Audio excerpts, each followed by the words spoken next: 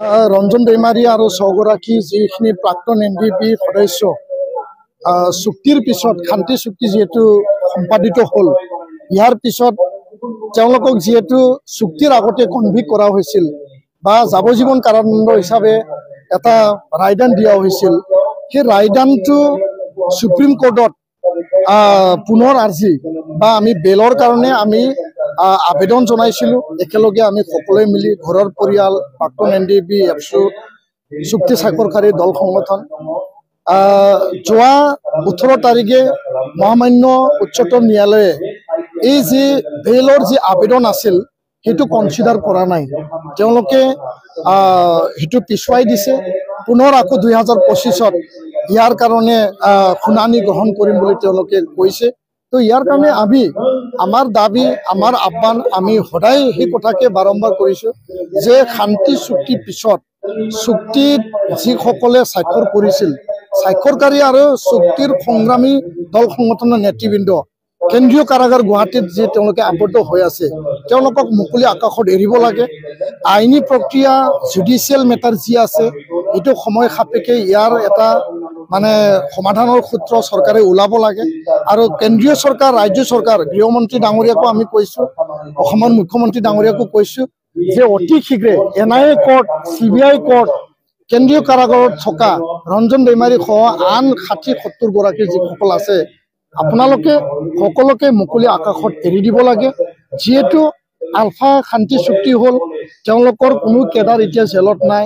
আদিবাসী আৰু চাওতাল চুক্তি হ'ল, তেওঁলোকৰ কোনো কেডাৰ জেলত নাই।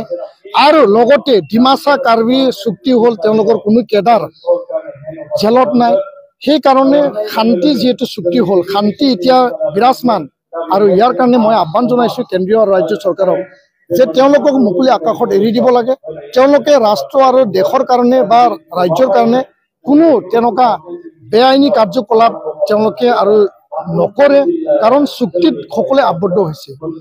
অস্ত্ৰ তেওঁলোকে অলৰেডি জমা দিলে, এনেকুৱা হিংসাৰ যি এটা পন্থা আছিল সেইটো তেওঁলোকে অলৰেডি এৰিলে।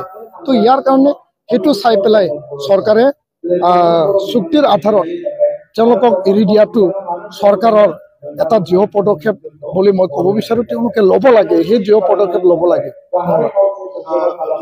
নাই, এইটো গণতান্ত্ৰিক দেশত সকলোৱে নিজৰ কথা ৰাখিব।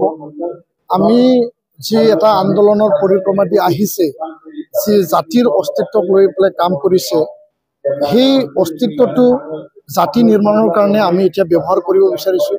কোনোবাই আৱেগিকভাৱে ক'ব সেই কথাটো কোনটো দিশৰ পৰা আহিছে, কোনটো এংগলৰ পৰা আহিছে আৰু কি অবজেক্টিভ লৈ পেলাই তেওঁলোকে বড়োলেণ্ড যি দাবীৰ কথা প্ৰসংগ তেওঁলোকে ওলাইছে, সেই কথাটো চাব লাগিব। কাৰণ বড়োলেণ্ড আন্দোলন এটা গণ আন্দোলন, এটা মাছ পিপল মাছ ৰেভলিউশ্যনৰ এটা আন্দোলন আছিল, উপেন ব্ৰহ্মৰ আন্দোলন, গণতান্ত্ৰিক এটা আন্দোলন, গণতান্ত্ৰিক পন্থাৰে।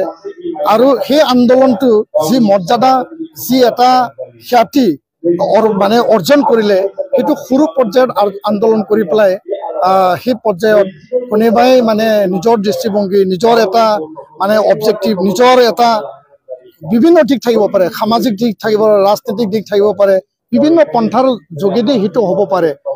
সেই কথাটো তেওঁলোকে বিবেচনা কৰক, মই ইয়াৰ ওপৰত ক'ব লগা নাই। কিন্তু সেই আন্দোলনৰ মৰ্যাদাটো তলত আনি পেলাই আন্দোলনৰ যি এটা ভেটি নিৰ্মাণ কৰিছিল, সেইটো লাজ দিব নালাগে, মই সেইটোৱে ক'ব বিচাৰিছোঁ।